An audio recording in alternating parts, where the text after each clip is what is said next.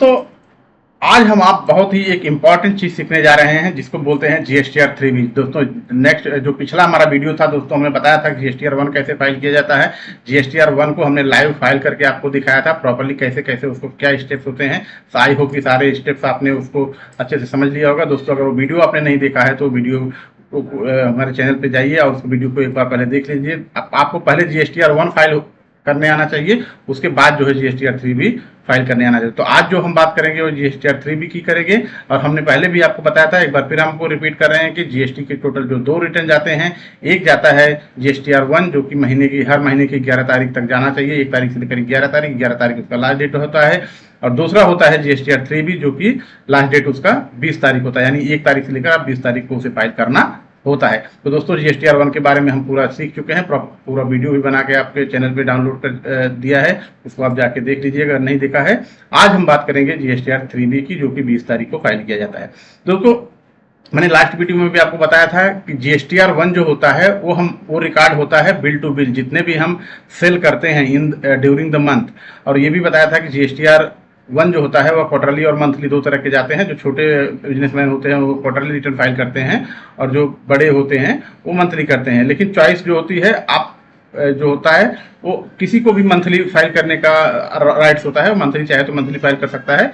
और अगर कुछ लोग छोटे बिजनेसमैन होते हैं, सरकार ने उनको ये छूट दी हुई है भाई आपका धंधा कम होता है इसलिए आप जो है उसको क्वार्टरली भी कर सकते हो। 2 ऑप्शन होते हैं जीएसटीआर 1 के, तो वो ऑलरेडी हमने सारे डिस्कशन लास्ट वीडियो में भी किया था। और दूसरा जो आज हम डिस्कशन कर रहे हैं जीएसटीआर 3B के बारे में कि जीएसटीआर 3B जो होता है ये पेमेंट के लिए जाता है। जीएसटीआर 1 में आपको किसी तरह का पेमेंट नहीं करना होता है, सिर्फ आपको पार्टियों का जितने भी आपने सेल किया होता है उसका डिटेल देना होता है। अब जीएसटीआर 3B में आपने जितना भी सेल किया है उसका डिटेल तो ऑटोमेटिक आएगा ही, वो तो देना ही है आपको। लेकिन उसके साथ साथ जितना परचेज किया है उसका भी डिटेल आपको देना है, यानी आईटीसी का डिटेल भी अब यहाँ पे आपको देना पड़ेगा। यानी सेल का और परचेज का दोनों डिटेल आपको देना पड़ेगा, तभी जो है आपकी फाइनल लायबिलिटी यहाँ पे कैलकुलेट होकर आएगी कि आपको कितना टैक्स भरना है, कितना नहीं भरना है, कम भरना है, ज्यादा भरना है, भरना भी है या बिल्कुल नहीं भरना है। तो हम इसके बाद में पूरा एक एक करके चलिए देखते हैं और आपको समझाते हैं कि जीएसटीआर 3B कैसे फाइल किया जाता है। आप इस बात को हमेशा ध्यान में रखिए कि जीएसटीआर 3B जो होता है वह टैक्स का पेमेंट होता है। यहाँ पे आपको टैक्स का पेमेंट करना होता है हर महीने की 20 तारीख को। तो चलिए हम आपको पोर्टल पे चलते हैं और लॉगिन करके आपको एक एक करके स्टेप को दिखाते हैं। अब यहाँ पे देखिए जीएसटी का पोर्टल हमारे सामने खुला हुआ है। हम लॉगिन पे सिंपली क्लिक कर देंगे। लॉगिन पे क्लिक करते ही यहाँ पे हम आपको अपना यूजर आईडी और पासवर्ड डाल के इसको लॉगिन कर लेते हैं। ये देखिए दोस्तों हमारा जो पोर्टल है वो लॉगिन हो चुका है। अब लॉगिन होकर आ चुका है। अभी हमको करना क्या है, सिंपली जो है रिटर्न डैशबोर्ड, यहाँ पे नीचे जो लिखा हुआ है रिटर्न डैशबोर्ड, यहाँ पे चले जाना है। रिटर्न डैशबोर्ड पे क्लिक करना है।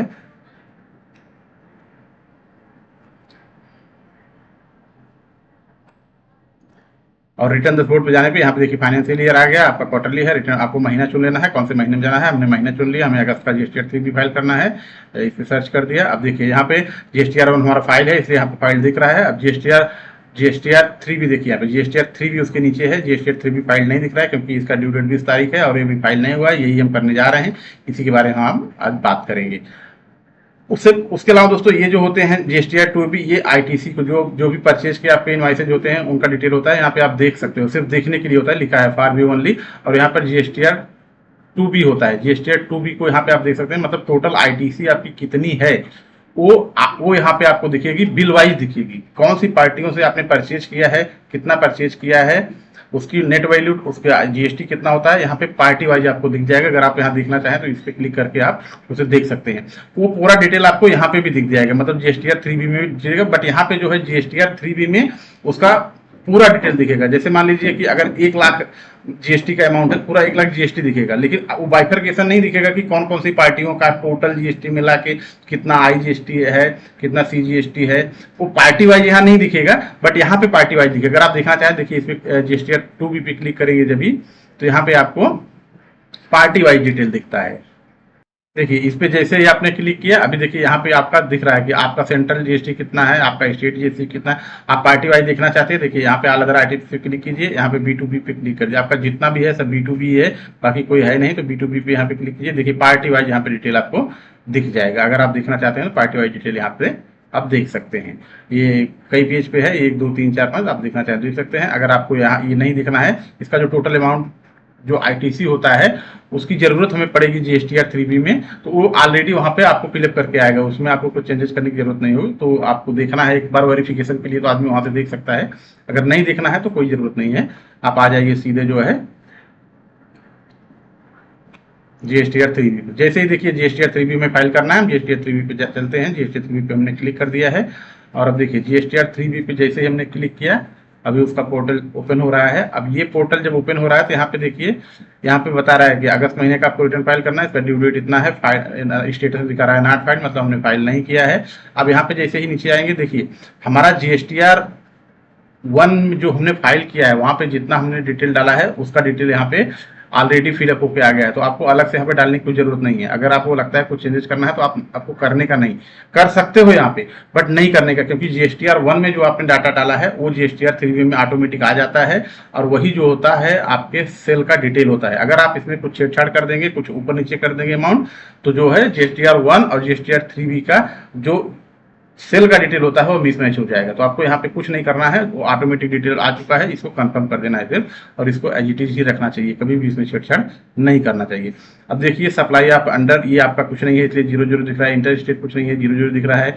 अब यहाँ पे देखिए आईटीसी जो अभी हमने बात कर रहे थे ना, जीएसटीआर 2B में जाके आप बिल वाइज देख सकते हैं। देखिए वहाँ सेंट्रल जीएसटी जितना था 10,732, और स्टेट जीएसटी कितना है 10,032। यहाँ पे ऑटोमेटिक पूरा दिख रहा है, इसको एक बार क्लिक कर लीजिए और इसको यहाँ पे देख सकते हैं। देखिए यहाँ पे ऑल अदर आईटीसी में वो टोटल दिखा रहा है, वहाँ पे बिल वाइज दिखा रहा था 2B में, और यहाँ 3B में अब यहाँ पे टोटल दिखा रहा है। तो हमें टोटल की जरूरत होती है, हमें पार्टी वाइज देखना नहीं, पार्टी वाइज तो सिर्फ रिकंसिलेशन के लिए देखा जाता है, हमें टोटल की जरूरत है। टोटल यहाँ पे आ चुका है। अगर हमें लगता है कि हाँ ये सब परफेक्ट बराबर है, तो हमें सिर्फ यहाँ पे भी कंफर्म पे क्लिक कर देना है, बाकी यहाँ कुछ भी चेंजेस करने की जरूरत नहीं है। दोस्तों देखिए अभी एक हमने चेंज इसको सेल का डिटेल हमने डाल दिया, कंफर्म कर दिया, परचेज का डिटेल कर दिया, मतलब इनपुट हो गया, आउटपुट हो गया, बाकी कुछ यहाँ पे है नहीं। अगर जिसमें रहेगा वहाँ पे दिखेगा, अगर उसको चेंजेस करना चाहते हैं तो आप उसको डाल सकते हैं, हमारे केसेज में नहीं है। तो अभी यहाँ पे सेव टू जीएसटीआर 3B यहाँ पे क्लिक कर देना है। अब जैसे ही आप डाटा पे क्लिक करेंगे, देखिए यहाँ पे आ गया सेव रिक्वेस्ट रिसीव, मतलब हमारा जो डिटेल है वो सेव हो चुका है। अब यहाँ पे अगर आपको यहाँ पे एक बार प्रीव्यू करके देखना है तो यहाँ पे प्रीव्यू करके देख सकते हैं, नहीं देखना है आप सीधा प्रोसीड टू पेमेंट पे क्लिक कीजिए, क्योंकि हमने पहले ही बताया जीएसटीआर 3B जो होता है पेमेंट का होता है, क्योंकि यहाँ पे इनपुट और आउटपुट पे आईटीसी जो है मैच करा के फिर उसके बाद कितना टैक्स आपका पेमेंट भरने को आता है वो यहाँ पे डिटेल दिया जाता है। तो आप यहाँ पे पेमेंट करने के लिए बोलेगा, आप यहाँ पे मेक पेमेंट पोस्ट क्रेडिट पे क्लिक कर दीजिए। ये आपको यहाँ पे चालान जनरेट करके दे देगा कि भाई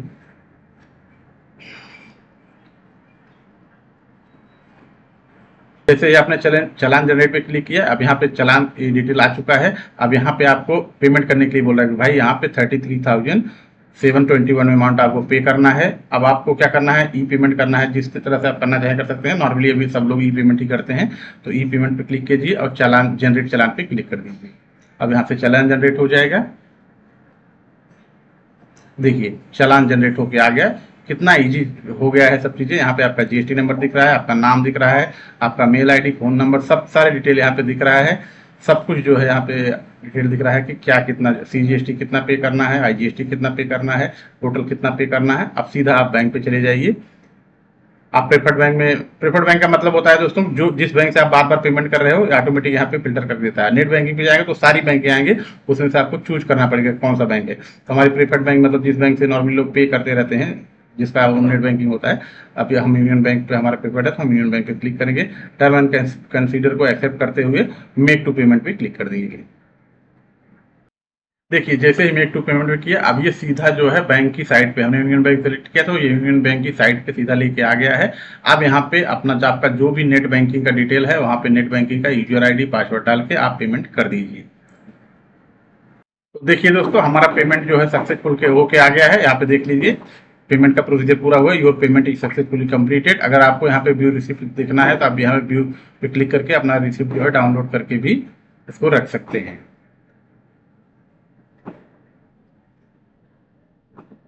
यहाँ से डाउनलोड कर लीजिए, अपना आपका रिसिप्ट डाउनलोड सब हो जाएगा। आपका इसको अगर प्रिंट आउट निकालना है आप प्रिंट आउट निकाल लीजिए, या तो सेव करना है, जैसे चाहें आप उसको कर सकते हैं। अब उसके बाद दोस्तों फिर से आपको क्या करना है, आपको वापस जो है डैशबोर्ड में जाना है, सेम प्रोसीजर फाइल रिटर्न में जाना है।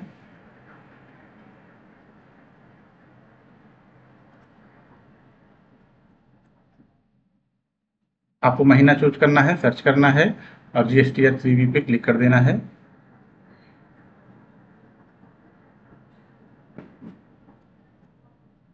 सारे डिटेल आपके सारे चीज़ें हो चुकी हैं, पेमेंट हो चुका है, सब कुछ हो चुका है, इसलिए अब अभी कुछ भी करने की ज़रूरत नहीं है। प्रोसीड टू पेमेंट पे सीधा क्लिक करना है आपको। अब यहाँ पे जो मेक पेमेंट पोस्ट क्रेडिट है, क्लिक करना है, एग्री एंड कंटिन्यू करना है, यस पे क्लिक कर देना है। अभी देखिए आपका ऑफसेट जो पेमेंट आपने किया था, आपकी लाइबिलिटी पूरी सेटल हो चुकी है।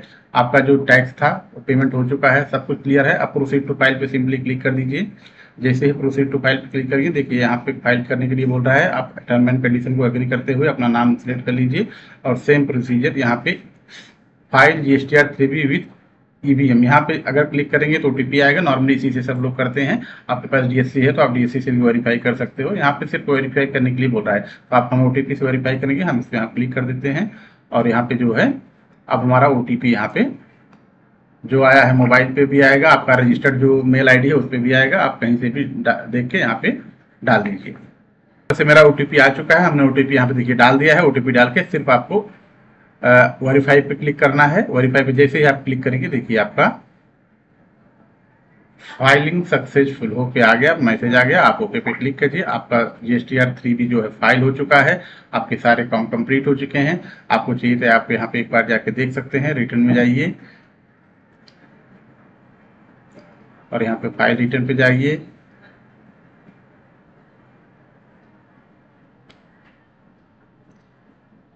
जिस महीने का आपने GSTR 3B फाइल कीजिए, अगस्त महीना है तो अगस्त महीने सेलेक्ट कीजिए, सर्च कीजिए। अब देखिए पहले GSTR 1 फाइल दिख रहा था, अब GSTR 3B आपका फाइल दिख रहा है। आपका पूरा काम कंप्लीट हो चुका है। आपका अगस्त 2025 का GSTR 1 GSTR 3B फाइल हो चुका है। पूरा काम कंप्लीट है महीने का। अब इसी तरह से आपको नेक्स्ट महीने में भी करना है। तो दोस्तों ये होता है पूरा प्रोसीजर GSTR 3B फाइल करने का। अगर दोस्तों ये वीडियो पसंद आया हो तो इसको आप अपने दोस्तों के साथ शेयर कीजिए ताकि उनको भी इससे काफ़ी हेल्प मिल सके। अगर दोस्तों वीडियो पसंद आया है दोस्तों एक लाइक जरूर कीजिएगा।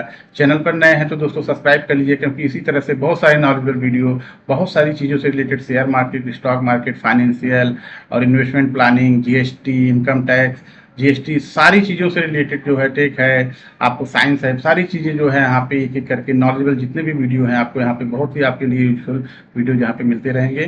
तो अगर आप चैनल पर नए हैं और वीडियो को पहली बार देख रहे हैं तो चैनल को सब्सक्राइब जरूर कीजिएगा। दोस्तों मिलते हैं इसी तरह से एक नेक्स्ट नॉलेजेबल वीडियो के साथ में। Thanks for watching.